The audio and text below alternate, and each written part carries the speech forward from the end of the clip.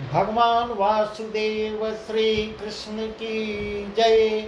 ओम नमो भगवते वासुदेवाय। ओम नमो भगवते वासुदेवाय। श्री कृष्ण गोविंद हरे मुरारी, हे नाथ नारायण वासुदेव। श्री कृष्ण गोविंद हरे मुरारी, हे नाथ नारायण वासुदेव। राधे कृष्ण राधे कृष्ण राधे कृष्ण राधे कृष्ण। द्वारकानाथ की जय, केशव की जय, माधव की जय, राधा रानी की जय। आज का प्रसंग बहुत ही सुंदर है। आज का प्रसंग बहुत ही सुंदर है। इस प्रकार सुखदेव जी राजा परीक्षित को भागवत कथा सुना रहे हैं और आज का वर्णन है। द्विज नामक कपि का वध बलराम करते हैं और राजा दुर्योधन की बेटी लक्ष्मणा के विवाह की कथा है। वही सब प्रसंग है जिसको हम विस्तार से आपको सुना रहे हैं।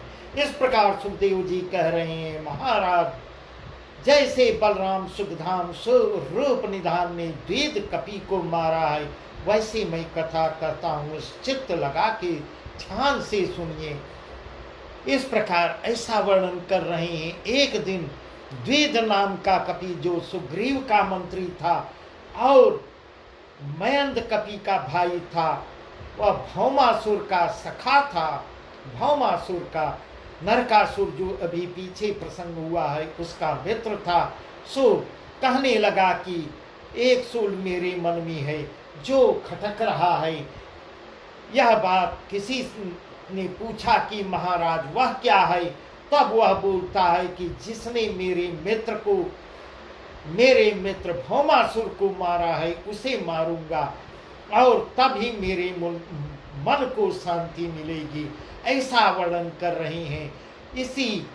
इतना का उसी समय अतिक्रोध कर वह द्वारिकापुरी में जाता है और श्री कृष्णचंद्र का देश उजाड़ता है। वहां पहुंचकर ऋषि मुनि देवताओं को दुख देने लगता है और यह तरीका है कि द्वारिकापुरी में जा पहुंचा और कपि बानर का रूप धारण कर श्री कृष्ण के मंदिर पर जा बैठता है। उसको देखकर सब सुंदरी युवतियां मंदिर के भीतर किवाड़ दे जा छिप जाती हैं। तब वह मन ही मन विचार कर बलराम जी समाचार पाते हैं। ऐसा वर्णन किया जा रहा है। जैसे ही बलराम जी समाचार पाते हैं, रेवती गिरी पर गया है।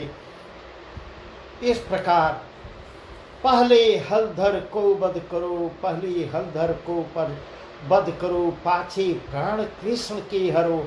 इस प्रकार ऐसा वह भी सोच रहा है। बलराम जब उसका सामना करते हैं तो कहता है, पहले मैं इनको मारूं, हलधर को मारूं, फिर पीछे कृष्ण का वध करूंगा। इस प्रकार वह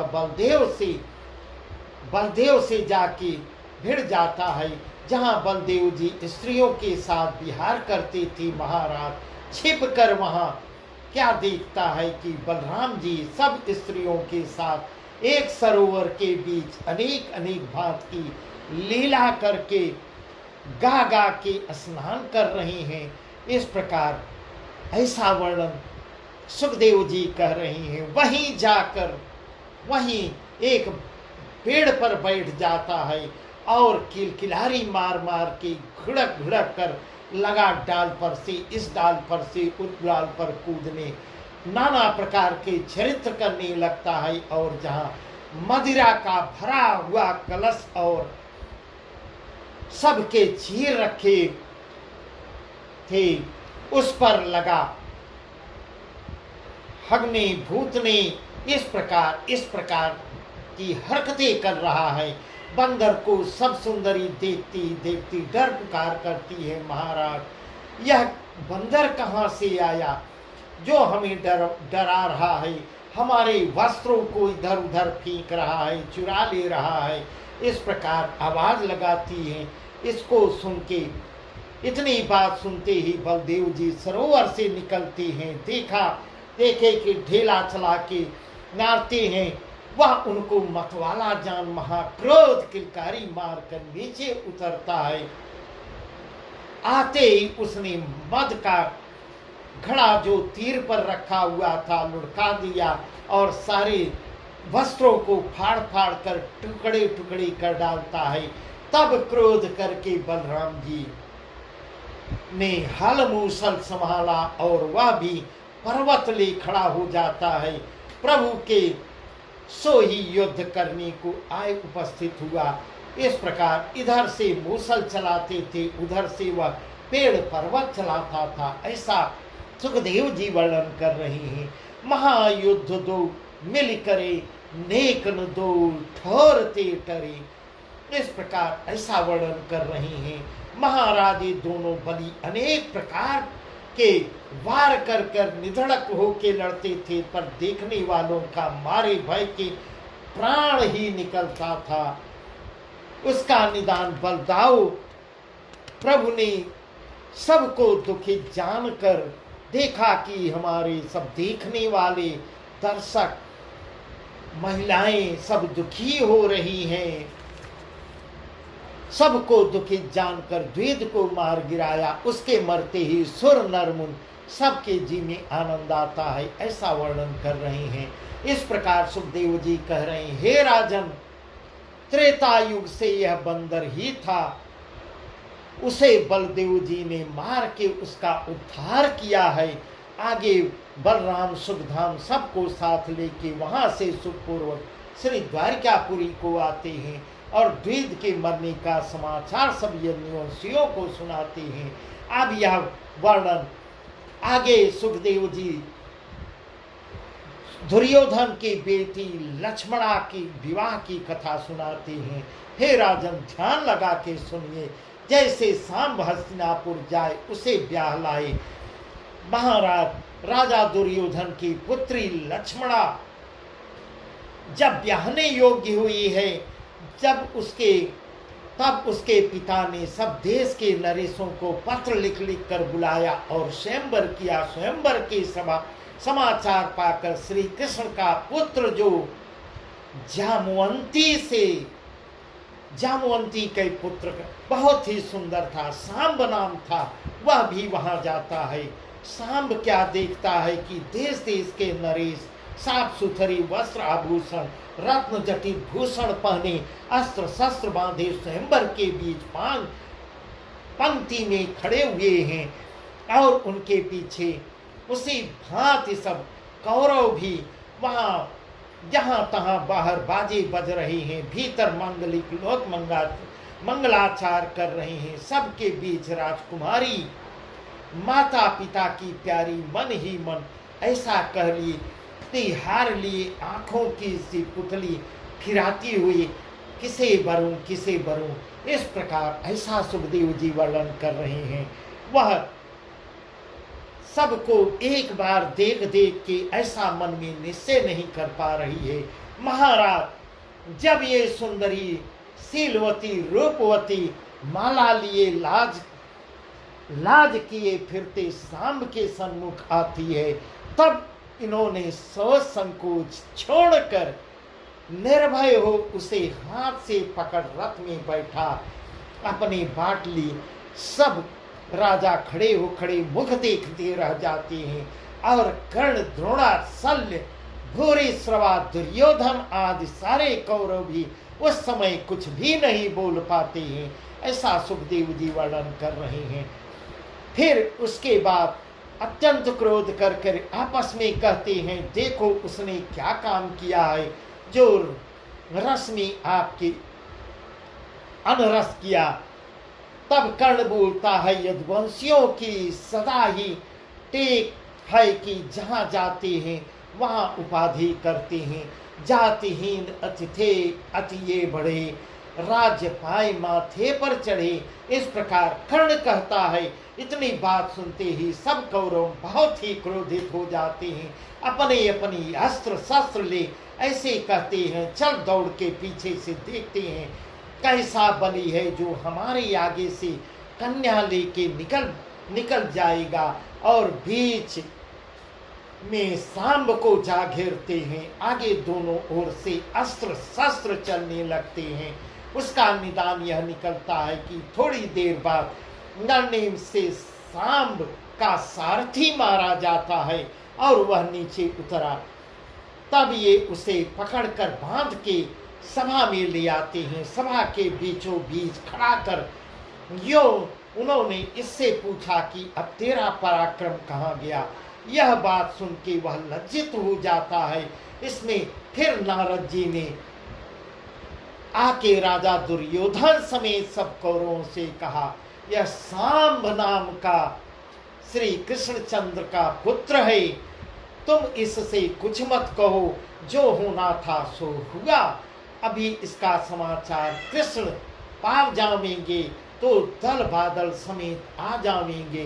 कृष्ण बलराम से जो कहना सुनना हो उनसे कह सुन लीजो, लड़के से कुछ मत कहो। ऐसा नारद जी उनको कौरवों को शिक्षा दे रहे हैं कि कृष्ण बलराम जब आएंगे तो उनसे जो कहना होगा कह लेना।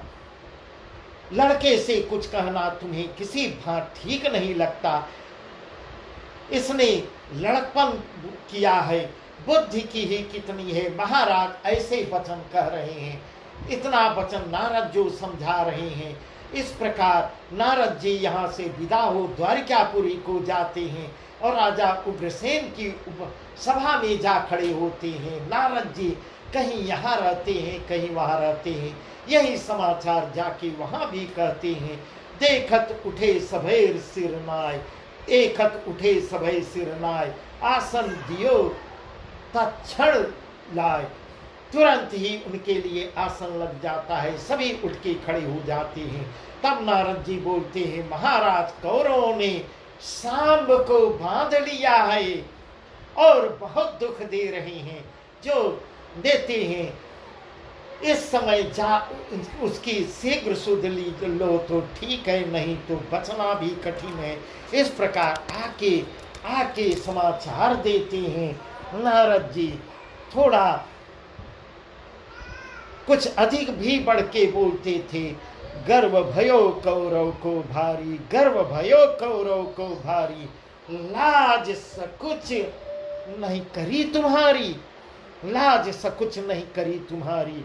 बालक बांधो उन ऐसे, शत्रु को बांधो को जैसे। इस प्रकार नारद आके वर्णन करते हैं। कौरवों को इतना बड़ा गर्व हो गया है कि सास संकोच छोड़ दिए हैं, सारी लाज लज्जा छोड़ दिए, संकोच छोड़ दिए और तुम्हारी जरा सा भी इज्जत नहीं किए। बालक को ऐसे बांधे हैं जैसे कोई शत्रु को बांधा हो। इस प्रकार आके भगवान वासुदेव की सभा में नारद जो है वर्णन करते हैं। इतनी बात के सुनते ही राजा उग्रसेन बहुत ही क्रोध करके यदुवंशियों से कहते हैं, अभी हमारा कटक ले हस्तिनापुर चढ़ जाओ और कौरवों को मार सांब को छुड़ा ले आओ।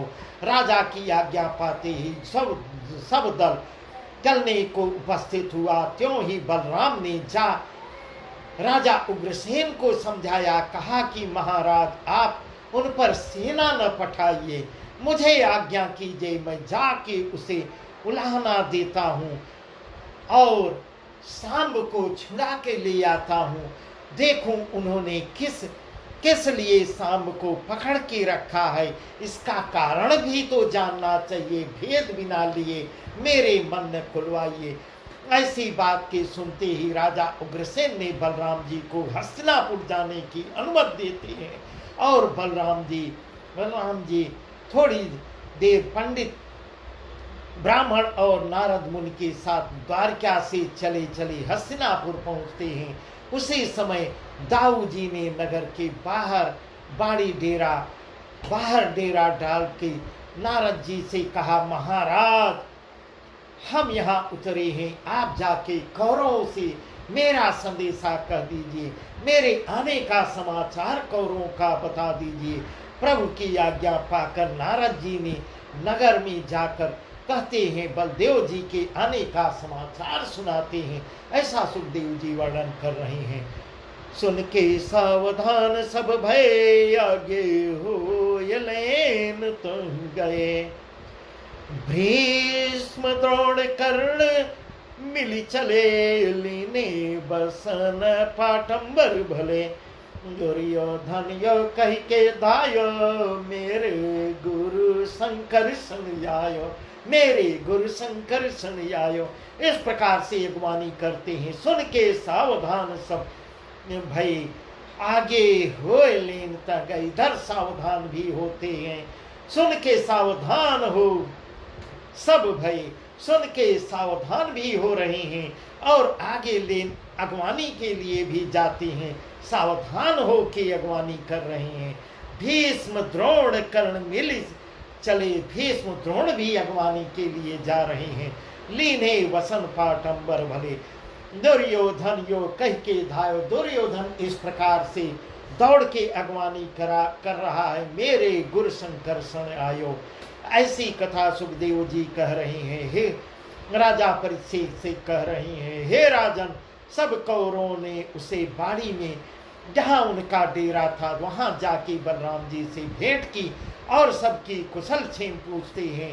कहते हैं महाराज आपका कैसे आना हुआ। ऐसे उनके मुख से वचन ऐसे निकलते ही बलराम जी ने कहा, महाराज उग्रसेन के पठाए संदेश लेके तुम्हारे पास आए हैं और राजा जी ने कहा है कि तुम्हें हमसे विरोध करना उचित न था। इस प्रकार उग्रसेन का संदेशा सुना रहे हैं। तुम ही बहुत से बालक एक, तुम हो बहुत से बालक एक, क्यों युद्ध तज ज्ञान। इस प्रकार कह रहे हैं। महायधर्म जान के कियो, लोक लाज तज सुत गहिलियो। ऐसे गर्व तुम्हें अब भयो, समझ बूझ बाको दुख दयो। महाराज इतनी बात के सुनते ही कौरव महाकोप कर बोले। कौरव बहुत क्रोधित हो जाते हैं, कहते हैं बलराम से, बस करो, अधिक बड़ाई उग्रसेन की मत करो, हमसे यह सुनी नहीं जाती। 4 दिन की बात है, उग्रसेन को कोई नहीं जानता था। जब से हमारे यहाँ सगाई की तभी से प्रभुता पाई है। जो द्वारकापुरी में बैठा राज्यपाल पिछली सब बात गंवा दिया है, जो मन मानता है सो कहता है। इस प्रकार ऐसा कौरव उलाहना दे रहे हैं। वह अपने दिन भूल गए कि मथुरा में ग्वाल गुजरों के साथ रहता खाता था। जैसा हमने साथ खिला संबंध कर राज दिलवाया, उसका फल हाथों हाथ पाया। जो किसी के पूरे पर गुण करते तो वह जन्म भर हमारा गुण मानता। ऐसी कौरव उलाहना दे रहे हैं। मगर उग्रसेन तो इतनी कथा, ऐसी कथा सुखदेव जी राजन से कह रहे हैं। हे राजन, ऐसे अनेक प्रकार की बातें कर्ण द्रोण दुर्योधन शल्य आदि सब कौरव गर्व कर करके उठ करके ऐसा वर्णन कर रहे हैं। गौरवान्वित हो के उठ करके जोश में आकर इस ढंग से कह रहे हैं। बलराम जी उनकी बात सुन कर हंस करके बैठे मन ही मन ऐसे कहते रहे, इनको राज्य और बल का गर्व भया है। इस प्रकार जो ऐसी बातें करते हैं, मेरा नाम बलदेव नहीं, जो सब कौरवों को नगर समेत जमुना में न डुबाऊं। इस प्रकार वह भी अपने मन में, बलदेव जी अपना मन में सोच रहे हैं, मेरा नाम भी बलदेव नहीं। जब सब कौरवों को पूरा कौरव नगर समेत जमुना में डुबा दूं, तब बलदेव जी बहुत ही क्रोधित हो जाते हैं। सब कौरवों को नगर समेत हल से खींच लेते हैं और यमुना के किनारे घसीटते हुए ले जाते हैं। और चाहे इस प्रकार ऐसा वर्णन सुखदेव जी बता रहे हैं। घसीटते यमुना जी के किनारे ले जाते हैं, डुबाने को करते हैं। घबरा के सब कौरव हाथ जोड़ कर सिर नवा के विनती कर बोलते हैं, महाराज हमारा अपराध क्षमा कीजिए, हम आपकी शरण में हैं, अब बचा लीजिए। जो कहोगे सदा राजा उग्रसेन की आज्ञा में रहेंगे। इस प्रकार कौरव सब अपनी औकात में आ जाती हैं। इतनी बात के सुनते ही बलराम जी का क्रोध शांत होता है। जो हल से खींच रहे नगुरा खींच के यमुना में डुबोने को कर रहे थे और किनारे तक ले आए थे, वहीं पर रख देते हैं। उसी दिन से हस्तिनापुर यमुना तीर पर है। इस प्रकार ऐसा वर्णन सुखदेव जी कर रहे हैं। जब से बलदेव जी खींच करके सबको ले आए हैं, तब से हस्तिनापुर उसी यमुना के किनारे बस गया, पहले वहां न था, ऐसा वर्णन कर रहे हैं।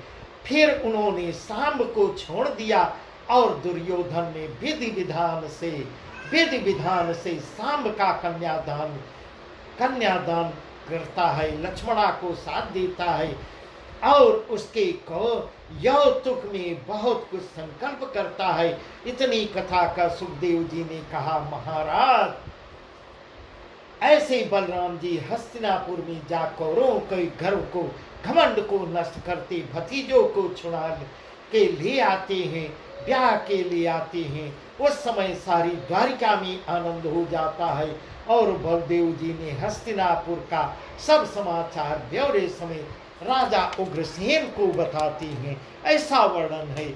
बस आज का प्रसंग यहीं तक। आगे का प्रसंग है नारद जी के माया के दर्शन। बहुत ही सुंदर प्रसंग है। नारद जी राजा युधिष्ठिर का भ्रम संदेह को नष्ट करती हैं, संदेह को दूर करती हैं। यही सब प्रसंग है। बहुत ही सुंदर प्रसंग है जो हम आपको कल बताएंगे। भगवान वासुदेव श्री कृष्ण की जय। ओम नमो भगवते वासुदेवाय। ओम नमो भगवते वासुदेवाय। श्री कृष्ण गोविंद हरे मुरारी, हे नाथ नारायण वासुदेव। श्री कृष्ण गोविंद हरे मुरारी, हे नाथ नारायण वासुदेव। राधे कृष्ण राधे कृष्ण राधे कृष्ण राधे कृष्ण।